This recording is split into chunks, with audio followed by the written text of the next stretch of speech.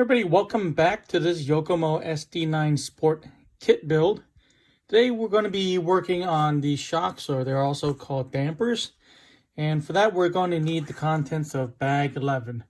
Remember, we only have 12 bags, so you can see we're getting up there. We're almost done.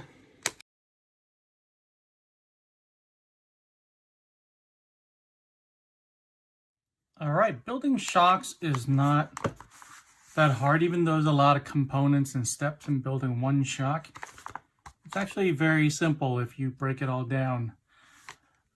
So if it helps if you have a pair of needle nose pliers. Probably going to need some napkins or paper towels. So first we're going to start with the piston rod, and it's this right here. We're going to put in a E-ring at the lower line. That's what it looks like. Now we're going to put in the piston, and the piston is actually these right here. I'm sorry, hold on. Piston is going to be these four right there. Okay, right here it says put the groove on the bottom, and this is what the groove looks like. It's that line right at the circumference of the piston. So we're going to drop that on there, and then we're going to need another E-clip. Okay, once I have it on there,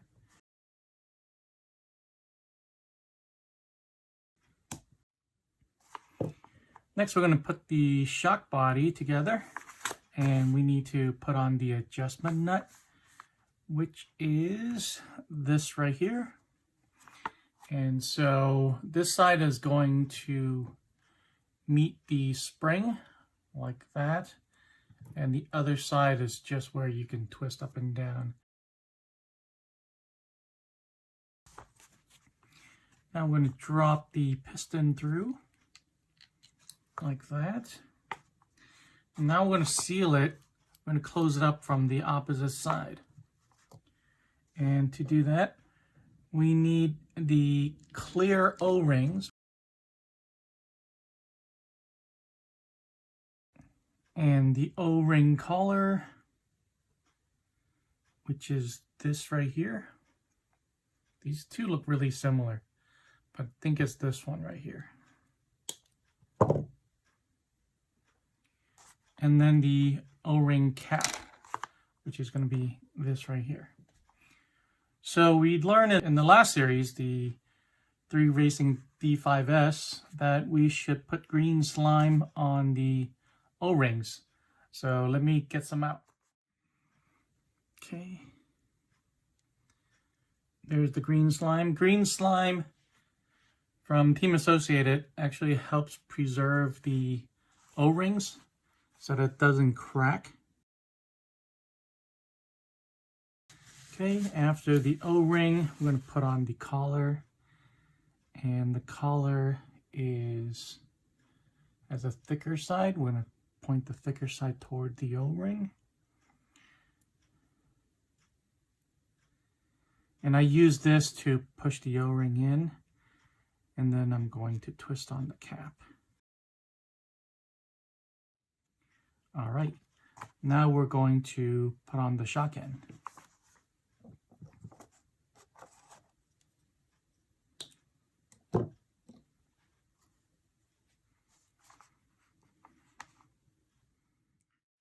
Okay, we're going to bring in a couple specialized tools. This right here is a pair of pliers that is specifically made to hold the shock shaft. And this is a ball end wrench that's going to help me turn this.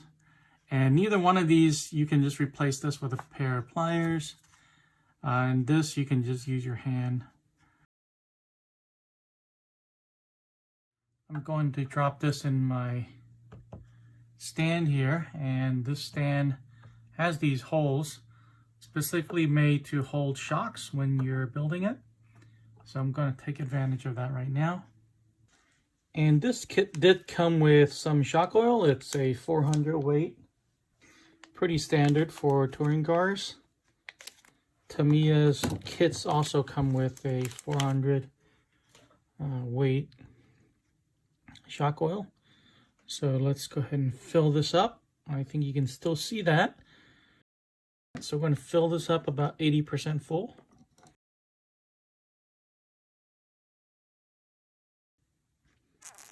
I'm going to move this up down slowly to release all the air that's underneath the piston.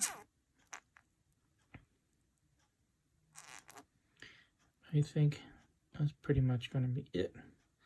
Now I'm going to fill that up all the way.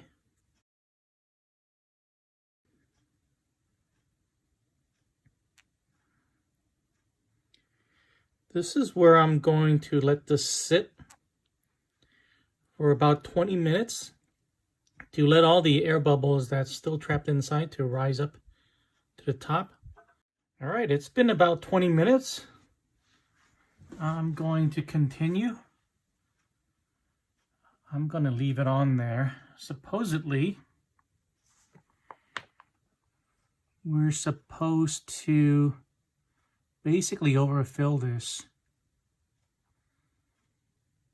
and let the bladder I'm about to put on push out any extra shock oil. But that's terribly messy. I'm just going to fill it just enough so the bladder touches the oil and you have a good seal. Then I'm going to continue with the cap, which is this right there.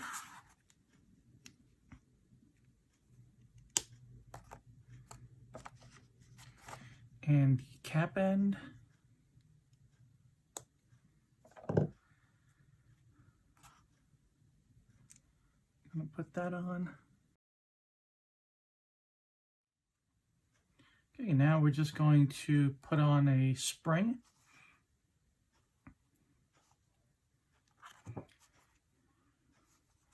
And a shock cup. And this beveled side go towards the spring. And the trick of this is to, if you're having trouble, you can turn this ring here all the way up and then hold it back with 2 fingers and just drop that in there. And then when you let go,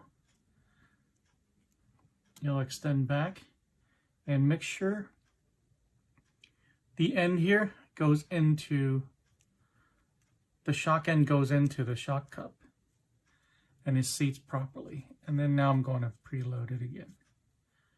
All right, there we go. Feels really good. These are pretty nice shocks for a stock kit. All right, let's go ahead and make 3 more.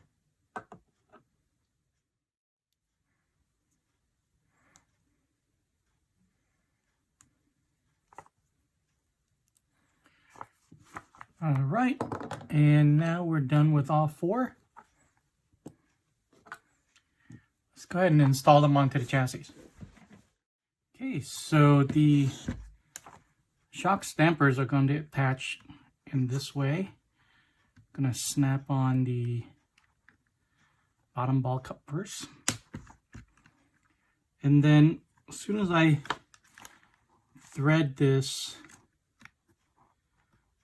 through, all we have to lock it down is this black O-ring. Just like that. And that's really interesting.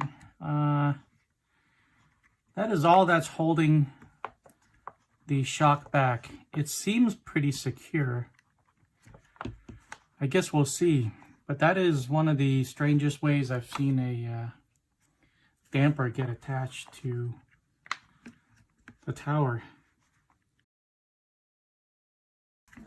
So when you're done, it's going to look like that. Top view, you can see where the O-ring is just right in front of the damper. Let's do the back side.